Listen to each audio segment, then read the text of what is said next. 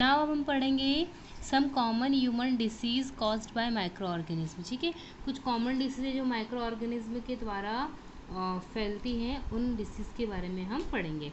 सबसे पहले देखिए ट्यूबर क्लोसिस। ठीक है, ये बेसिकली जो बैक्टीरिया है ना, इससे स्प्रेड होती है और इसका जो मोड ऑफ ट्रांसमिशन है वो है एयर। ठीक है, इसमें जो प्रिवेंशन बताया गई, ठीक है, keep the patient in complete isolation, keep the personal belonging of the patient away from those of the other vaccination to be given at suitable age। ठीक है, तो यहाँ पर इसके कुछ प्रिवेंशन दिए गए हैं। ठीक इसी तरीके से जो मिसलेस है ना, ये भी एक तरीके का जो ह्यूमन डिसीज़ है, मैंने हिंदी में यहाँ पे नेम भी लिख दिए हैं।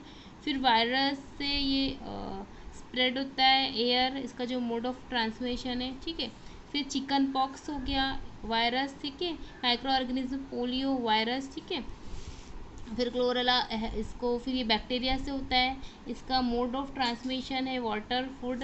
तो फिर टाइफाइड है, ये भी बैक्टीरिया से, बैक्टीरिया के कारण होता है और इसका जो मोड ऑफ ट्रांसमिशन है वो वाटर है।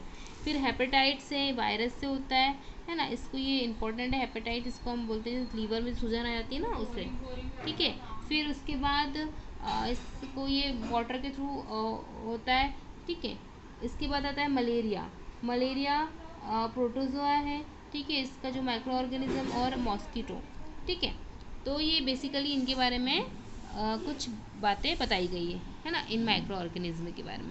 सम of the common disease affecting humans, their mode of transmission, few general methods of prevention are shown in table 2.1, जिसे हमने देख लिया है। ठीक है, disease causing micro organism in animals. अब कुछ ऐसे भी माइक्रो ऑर्गेनिज्म हैं जिन जो जो क्या करते हैं, एनिमल्स में डिसीज़ मतलब बीमारियां करते हैं। ठीक है, several micro organism not only cause disease in human plant but also in the other animals. For example anthrax is a dangerous human and cattle disease caused by a bacteria. Food and mouth disease of cattle is caused by a virus. ठीक है, तो यहाँ पे कुछ disease के name दिए, जैसे anthers नाम दिया है। एंथ्रेस ये एक डिसीज़ है। ठीक है, ये in a dangerous human and cattle disease. ठीक है, तो ये बाय कैसे होती है, बैक्टीरियम से। इसके अलावा food and mouth disease of cattle is caused by virus, और जैसे फूड जो फूड है ना, और माउथ डिसीज़ भी होती है एनिमल्स को कॉज्ड बाय वायरस। ठीक है, इसके बाद हम बात करेंगे disease causing micro organism in plant. अब कुछ डिसीज़ ऐसी होती है जो प्लांट में होती है by microorganism. Several microorganism cause disease in plants like wheat, rice, potato, sugarcane, orange, apple and other.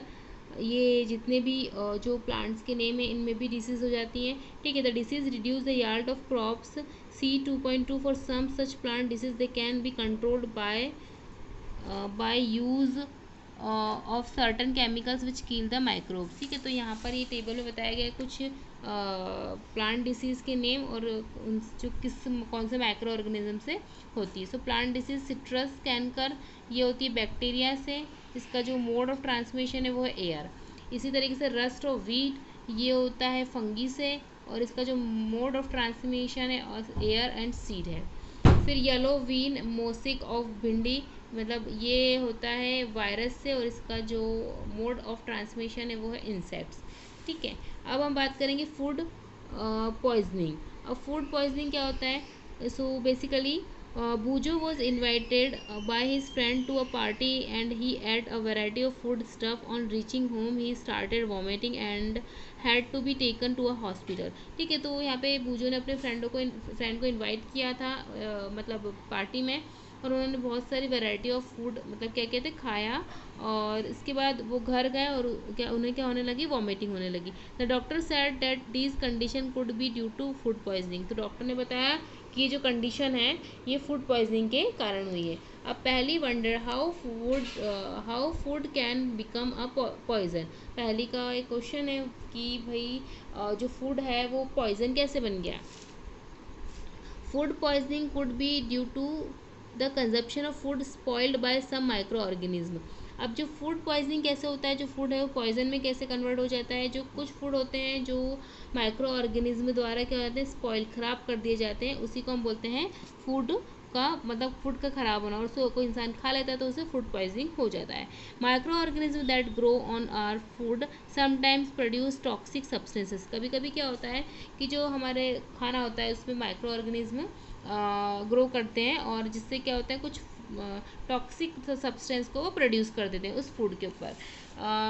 This this makes the food poisonous causing serious illness and even death. जिससे क्या होता है जो food होता है वो poisonous हो जाता है, और साथ में उससे इलनेस मतलब बीमारी, सीरियस जो बीमारी भी हो सकती है, और इवन इंसान की डेथ भी हो सकती है। ठीक है, so it is very important that we preserve food to prevent it from being spoiled. तो यहाँ बोला गया है कि आपको फूड को क्या करना चाहिए, प्रिजर्व करना चाहिए, प्रिवेंट करना चाहिए ख़राब होने से पहले। ठीक है, अब यहाँ पर अब हम आगे पढ़ेंगे कि फूड प्रिजर्वेशन। अब फूड प्रिजर्वेशन क्या होता है कि फूड को हम किस तरीके से प्रिजर्व कर सकते हैं। ठीक है, so in chapter 1 we have learn about the method use to preserve and store food grains. हमने जो फर्स्ट चैप्टर था उसमें पढ़ा था कि हम जो ग्रेन्स है, अनाज को किस तरीके से प्रिजर्व करते हैं। यहाँ हम पढ़ने वाले हैं फूड को कैसे प्रिजर्व करें। So how do we preserve cooked food at home. अब जो कुक्ड फूड होता है उसे हम घर पर किस तरीके से प्रिजर्व कर सकते हैं। You know that bread left unused under moist condition is attacked by fungus. आपको पता है कि अगर जो ब्रेड होती है आपको आप उसे ऐसी मॉइस्ट कंडीशन में छोड़ देते तो उसमें जो फंगस है वो लग जाता है।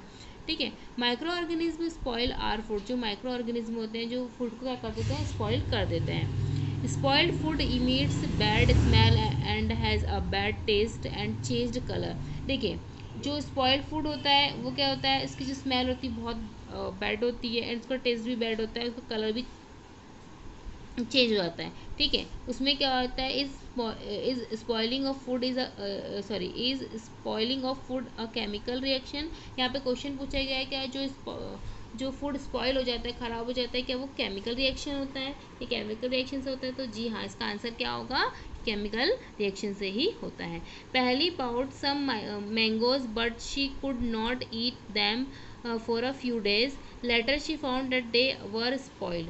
अब यहाँ पे पहले उसने कुछ मैंगो खरीद के लाए थे, बट वो मैंगो को उसने नहीं खाया, और उसने कुछ दिनों के बाद जब उस मैंगो को देखा तो उसने क्या देखा कि जो आम थे, मैंगो थे, वो स्पॉइल्ड थे। ठीक है, एंड रॉटन, ख़राब हो गए थे। ठीक है, सड़ गए थे। But she knows that the mangoes pickles her grandmother makes does not spoil for long time. पर उसे ये पता है कि जो उसकी जो ग्रैंड मदर है, जब वो पिकल अचार बनाती हैं तो वो जो अचार है काफ़ी समय तक, लॉन्ग टाइम तक रहता है, वो स्पॉइल नहीं होता है। शी इज़ कन्फ्यूज, वो क्या हो गई, कन्फ्यूज हो गई। Let us study the common method of preserving food in our homes. We have to save it from the attack of microorganism। अब हम पढ़ेंगे कुछ माइक्रो ऑर्गेनिज्म के बारे में, कुछ मेथड के बारे में जिससे हम फूड को प्रिजर्व करते हैं घर पे ही, है ना, जो माइक्रो ऑर्गेनिज्म से अटैक होने से उसे बचाती है। चलिए, थैंक यू। ये सब चीज़ें हम नेक्स्ट चैप्टर में पढ़ेंगे। ठीक है।